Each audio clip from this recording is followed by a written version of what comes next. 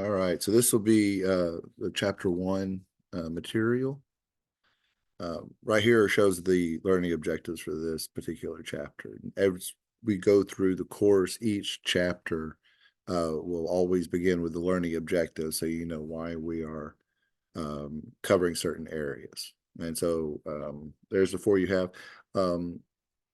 Obviously, since the text is on the screen, most of this voiceover is to explain things, right? So I'll let you read it, and you're more than welcome, of course, to rewatch the videos at your leisure, and you can always pause if you want to take notes and what have you.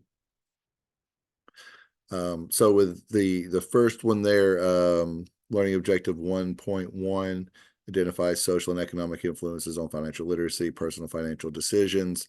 Obviously, there's some things we need to explain. So when we're talking about personal financial planning, we're looking at your personal goals, right? And so what you consider to be a success financially might be different than someone else. So we try to make sure we tailor things for you. We also are going to focus a lot in this course on financial literacy.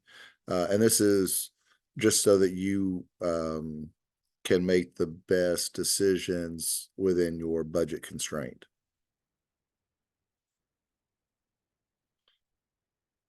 Right. So why are we doing financial planning? Like, what's the purpose of this? What it does is it gives you the ability to reach your financial goals, and you can better respond to things that may occur in your life, be it something like an automobile repair that you know unexpectedly, or something like that. Some large expense. A lot of times, by properly planning, you can handle that as well. As we go through this course, we're going to follow a person. Begins when they're graduating their university, and it follows all the way through to their retirement planning. And that's because we have this life cycle. So when you are early in your life, the decisions that you're making are going to be very different than as you get older and potentially start having children. And then it'll be very different still as you approach retirement age. And then once you finally retire and you live out your remaining time. But understand that everyone is different. Some individuals may feel that, you know, if they have a paid off house and a bass boat, they are very happy. And then someone else may say that they want to establish an endowment in their name to pay for community theater or something, right? So everyone's going to have their own ways of viewing what is success, and the goal is to determine what would be success and then build a plan to get you there. As we go through this course, we're going to study debt securities, equity securities. We're going to talk about mutual funds. And so just to give you a sense of this, debt securities are you have loaned someone money. That's all a bond is. It's a special type of loan agreement. And what they do is they pay you back interest that's a fixed amount. And so the advantage of those types of instruments is you have a reliable cash flow. Right. Now, equity securities are different because you have a claim on the profits, a proportional claim based on your ownership. So when you have stocks, you're not expecting a guaranteed 5% return. You know that there's going to be some uncertainty around what the actual return will be, but generally speaking, you would expect the average return to be higher. And so mutual funds will cover as well. That's just a opportunity that individuals have to have a smaller investment, but they can get some diversification in their holdings. And then economics is the study of how we, as I put here, and how wealth is created, distributed. I normally think of it more as how we allocate our resources. But yeah, so as we're going through this course, a lot of the things that we're going to talk about are going to be similar to things that you may have seen in an economics course as well. And we're also going to talk about the Federal Reserve System, or the Fed. That is the collection of banks that maintains our money supply. So the money supply is defined a lot of different ways. M2 money supply is the most commonly used definition that we'll have. And later in the course, we'll show you how money is created. All right, so this is our financial system, and you can think of this as being basically, this is the capital market, right? So the providers of capital, these are going to be the capitalists, right? And it can be individuals, it can be businesses, it can be a foreign entity, but anyone that's wanting to take money and invest it into the system. Now, they can go to a financial intermediary, so go to a brokerage house, go to an insurance company, go to a bank, and then that person can enter the market, or you can go into the market directly. That can be a stock market or a bond market. But once all this happens, the funds eventually flow through to the businesses or the individuals or whoever is going to take those funds and then build new projects. So this is our financial system, how we move money from the people that are savers, people that have excess money, and then they can take it to the borrowers who will then pay it back with some particular extra growth. It could be interest if it's debt instruments, or it could be the excess profits if it.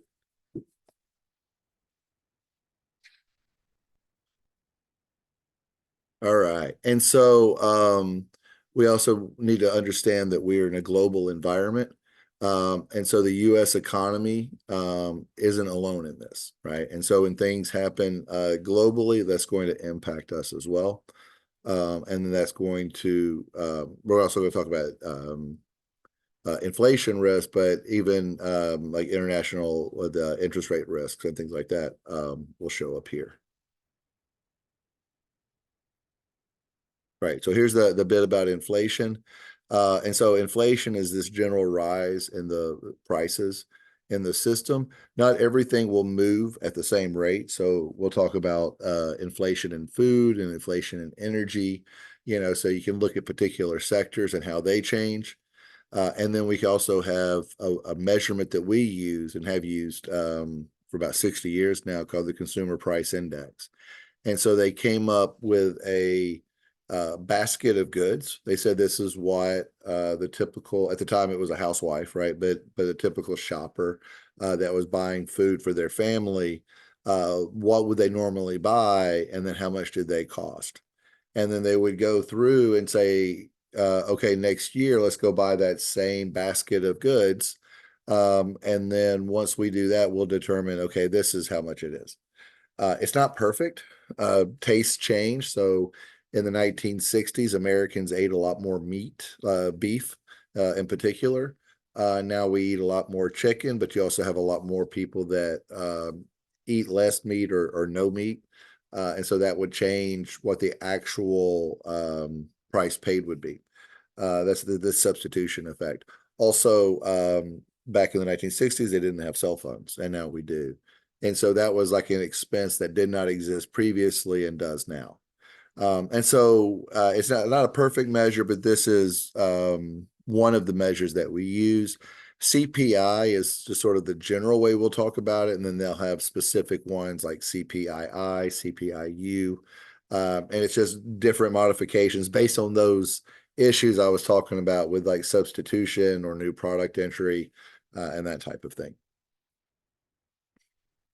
Another thing as we go through the course that will be helpful to you is something known as the Rule of 72.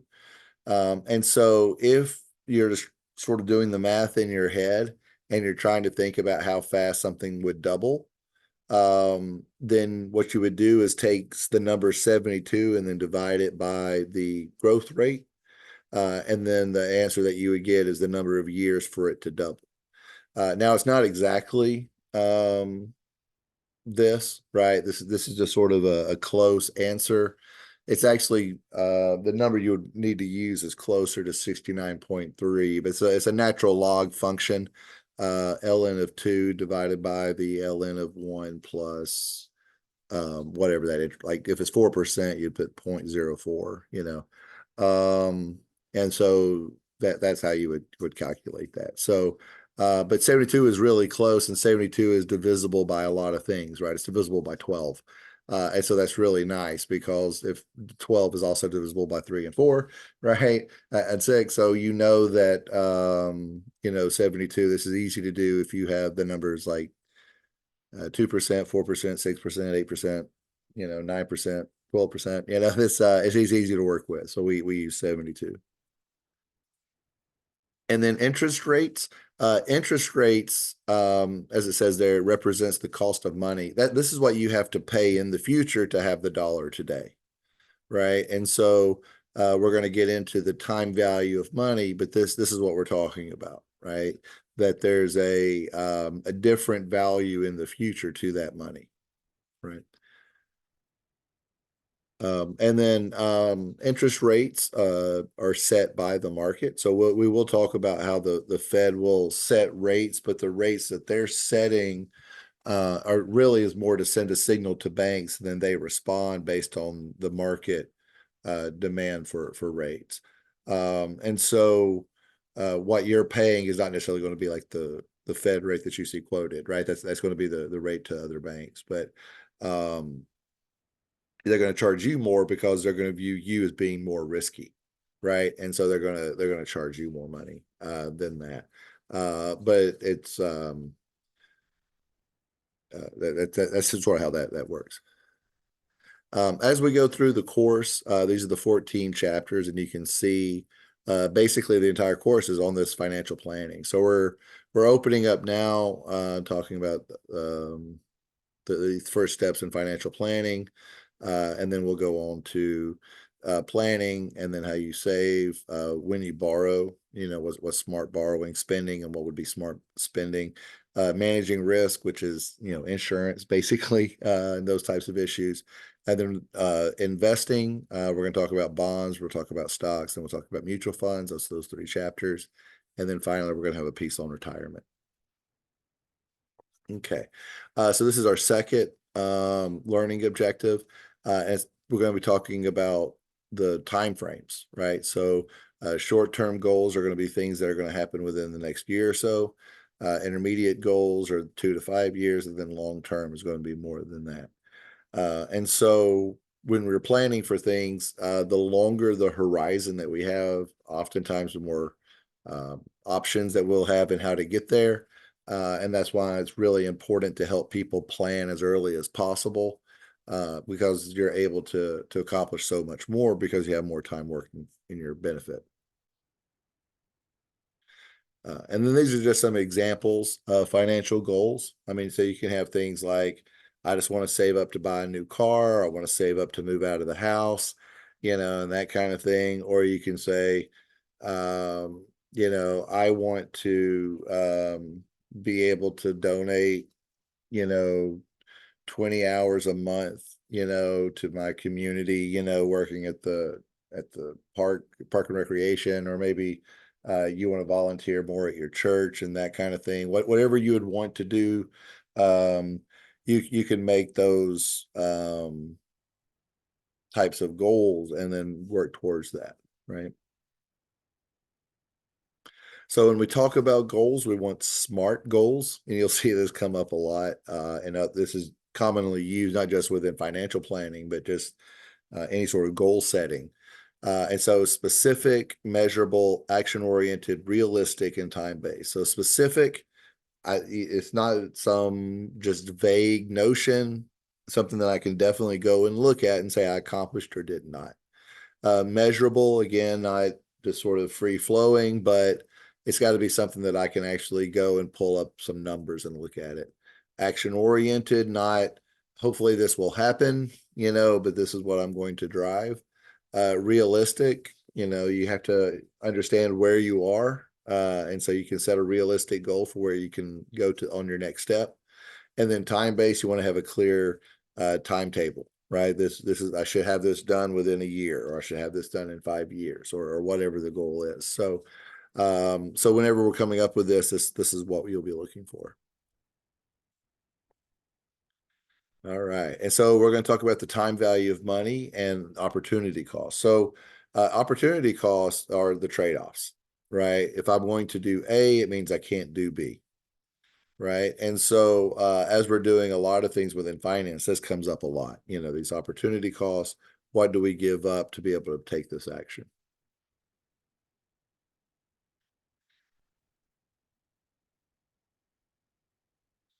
Okay, so the time value of money is the increase in the value of money over some period of time because of the interest which accrues.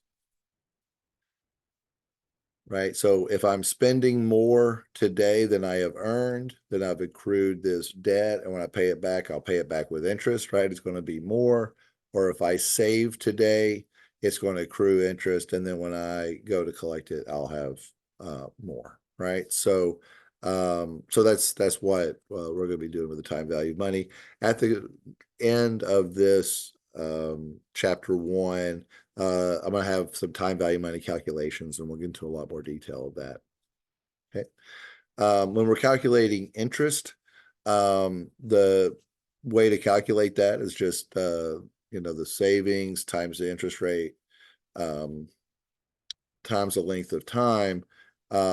This is simple interest here because but if the time period is only 1, it would look the same, but we'll look at compound interest as well in a minute. But $500 on deposit at 6% for 6 months or half a year, right?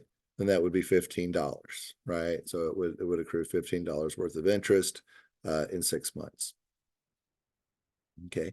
The two calculations that we're primarily concerned with now are going to be the future value calculations and present value calculations. On the calculator, you'll see that as FV and PV. And also the equations in Excel would be equal FV open parenthesis or equal PV open parenthesis. And I'll go through that one in the appendix also. Okay. So we can use the formulas as we're doing this. They do have tables where you cross-reference interest rates and years, and they give you a factor to multiply by.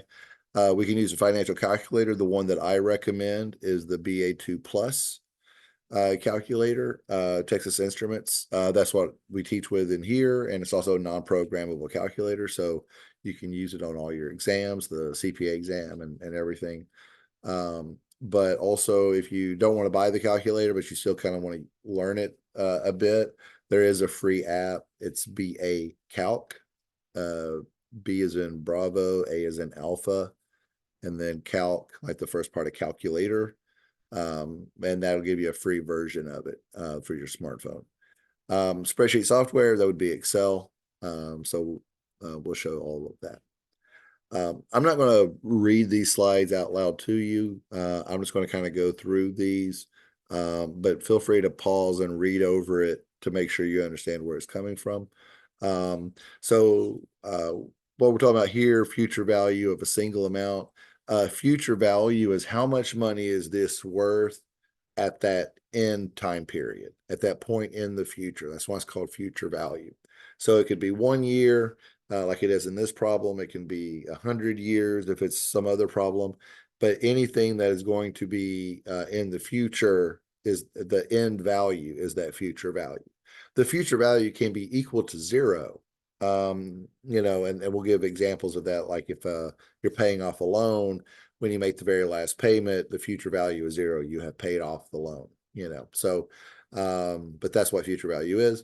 And then I mentioned about the compound interest before we calculated simple interest, and that's what this is. Compound interest would be when you say, okay, well, the next year I would take $106 and then multiply it by the 6% times 1, and by getting interest on your interest, that's the compound interest. Right. Here's another way of doing the calculation. You notice the future value is equal to present value times 1 plus whatever the interest rate is, raised to n, where n is the number of periods that we're compounding. So in this case, it's at 8%, compounding over 10 years. That's the formula. It would give you $1,403.30. We're going to go through the calculator in Excel as well. If we have a series of deposits, that's fine. We call that an annuity. There's an annuity due that the difference won't matter in this course, but an annuity is just a string of payments. And so we could do the same. I'll show you the calculations that we do, but it's the same type of calculation. The future value is going to be equal to this. It's just in this case, instead of having a lump sum at the very beginning, you just have a series of payments. And then present value as opposed to future value, present value is the value as of today, right? So when we write up the problem, it begins today at present value, whatever will happen, and then it'll have a future value. And so we'll go through how to do the calculation itself, right? And then we can do the same thing, present value of an annuity. And if you know those commercials on television for J.G. Wentworth, I have an annuity, but I need cash now. This is what they do is they calculate, okay, what's the present value of this annuity? And then of course they discount it because that's how they make their money. And they offer you, this discounted amount, but you get all of that money up front, and then they deal with getting the annuity over time. Right. And so that's how they would calculate that. But yeah, if you ever wondered about the J.G. Wentworth, that's all they're doing is a present value of an annuity. Okay. This is the financial planning process, right? So the first thing you have to do is orient yourself, right? Understand where you are right now, right? And so once you have that, you can develop where you want to be. And once you have where you are and where you want to be, right, you can come up with, okay, what's the course of action that's going to get me from here to there, right? Once you have these possible paths to go, we need to evaluate them. What's the advantages and the disadvantages of each of them? As we say here, assess the risk, assess the time value of money and your opportunity costs, and that type of thing, considering the life situation, your values, and anything else that would, be important in your decision making. Then once we come up with that, create and then begin to implement the financial plan and then review and revise. So like each year, just kind of check back and say, okay, am I on track or not? Should I do something differently? And that kind of thing. If you're doing much better than you thought you were, maybe your plan will change because you'll add some additional goals, and that kind of thing. So you want to always keep your eye on your plan so that you're best able to meet all of your goals. Okay, so yeah, this was the same thing on the last slide. So I'm just going to go through these. You can pause and take notes as you need.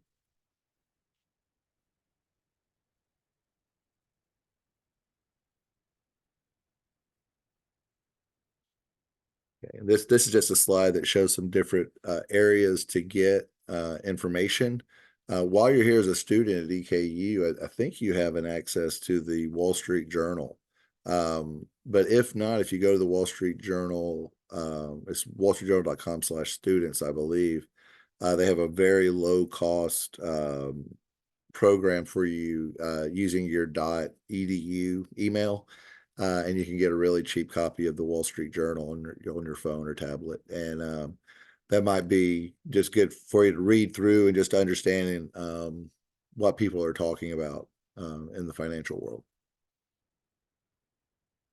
And I know there's a lot going on in this slide, but really this is just to get you to think about all this is going from now to where you want to go, right? And they have some short-term plans and then long-term plans so you can see how they would build on each other.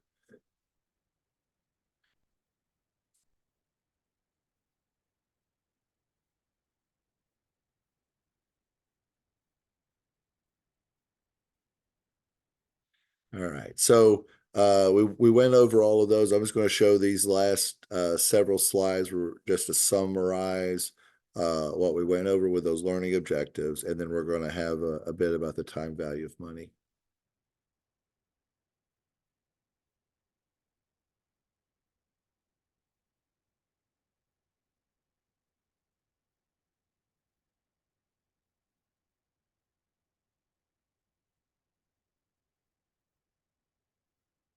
Okay.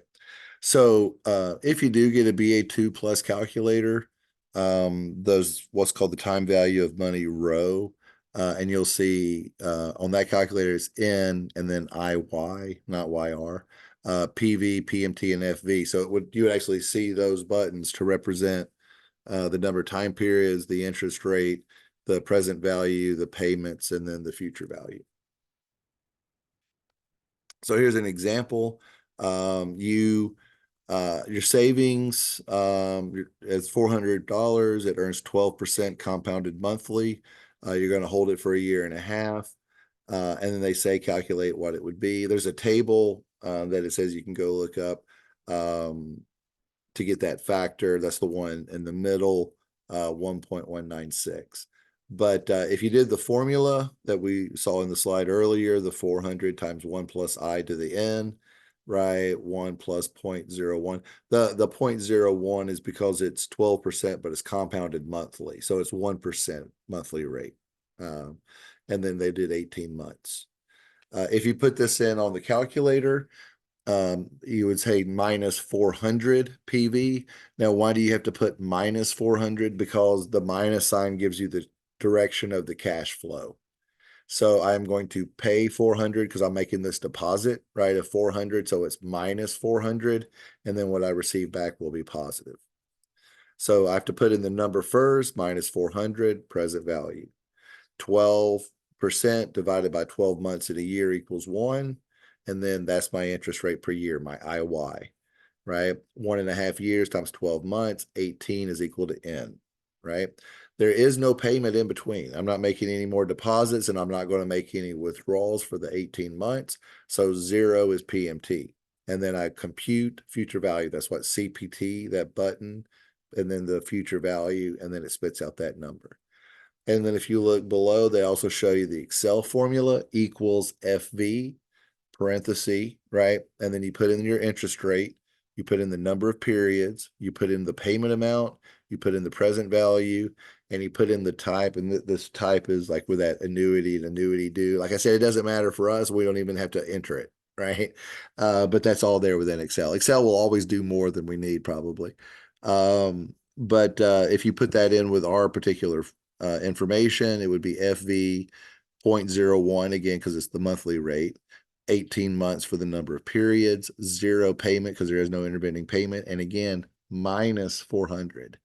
So just remember the plus and minus sign is to show you the direction of the cash flow. Okay. So no matter how you calculate it, though, we should always come up with the same answer if we're doing it the right way. The one that's off, the table one, that's a rounding error, right? Because they're using a table instead of actually computing what it should be. So this is having the future value of a single amount. So I have money today and I'm asking, what is it going to be worth in 18 months? Okay, this is different. This is, okay, how much will this be worth if I make these deposits a set amount every year, right? And so in this case, the future value of 3 $1 deposits made at the end of the next 3 years. So I'll put in $1 today. I'll put in $1 in exactly 1 year. And then I'll put in $1 in exactly 2 years, right? Like that's how we're doing this, right? So it's $1, and then $1. Okay. And then those dollars are actually going to accrue interest, right? And we're saying, what will it be worth at the end of 3 years? We know it's more than $3. And again, you can see the, if you try to do the table, it's a little more complicated, obviously, because you have to go and look up the table factor and everything. If you do the formula, it's just a little more work than what we had before. And that's because this isn't one payment, but it's a string of payments, right? But if you see it should look very similar to you compared to what we had before. You just have this extra thing where we're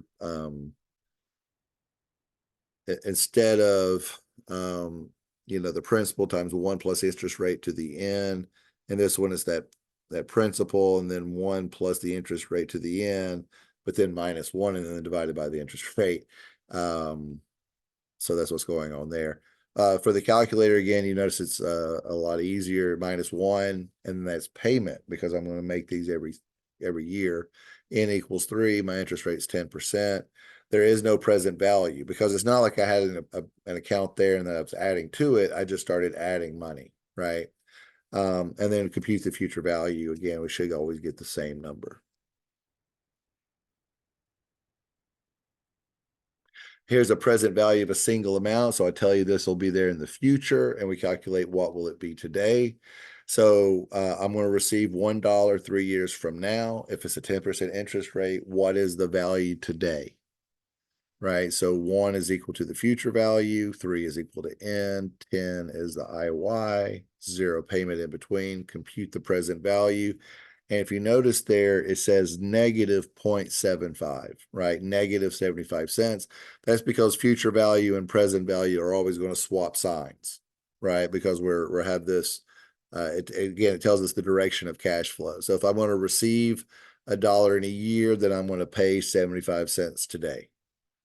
That's sort of how to interpret that. Okay. So if you look at the little railroad tracks down below, you see $1 3 years from now, and we discount back what that interest is, and it's like 91 cents, and then another years of interest, and then it's 83 cents, then another year. And if you notice that interest amount, is 10% of that previous value. So that's what it's doing there. And then as we did the future value of an annuity, this is the present value of an annuity, right? And so this is a $1 withdrawals at the end of the next 3 years, right? And so just as in this one, we had -1 payment for 3N, 10 IY, 0 PV. This one is 1, like a positive 1, right? 3N, 10 IY, 0 FV. Compute the present value, and it's -248. And that's because the withdrawal is a different direction than our interest payment, right? If you notice, the withdrawal is -$1, and then the interest is plus 17 cents or 25 cents, right? So that's what I'm saying, like the plus or the minus, it matters because that's telling us the direction of the cash flow, right? So hopefully as you go through it, this makes sense. The Excel formulas equals FV equals PV equals rate is the IY, RATE, equals PMT, and I'll have to check on the number of periods. I don't think it's called number because I think that just tells you to change it into a number format. I will check to make sure. I want to say it's PER, but I want to make sure before I tell you. And then we can also calculate what a loan payment would be, right? And so in this case, we're going to borrow $1,000 at 6%, and then we need to calculate what would the 3 equal payments be for the next 3 years, right? And so when we put that in the calculator, 1,000 is the present value, right? Because we're borrowing $1,000. The interest rate is 6%, so 6 IY, and then N is equal to 3 because it's 3 years. FV is 0 because if I borrow money at the end of the loan, I have paid off the loan. So there is no remaining value. And then once I compute the payment, you notice it's -$374. That's $374. The minus sign is telling us the direction. So I received 1,000 up front. I better pay out 375, right?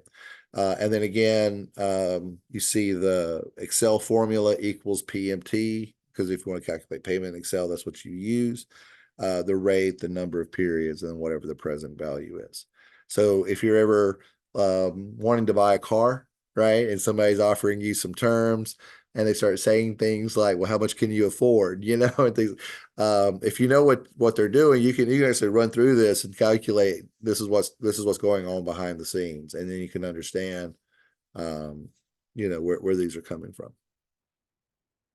All right, so as you're working through this, if you have any questions or concerns, please don't hesitate to email me, and I just look forward to helping you guys go forward. Thank you.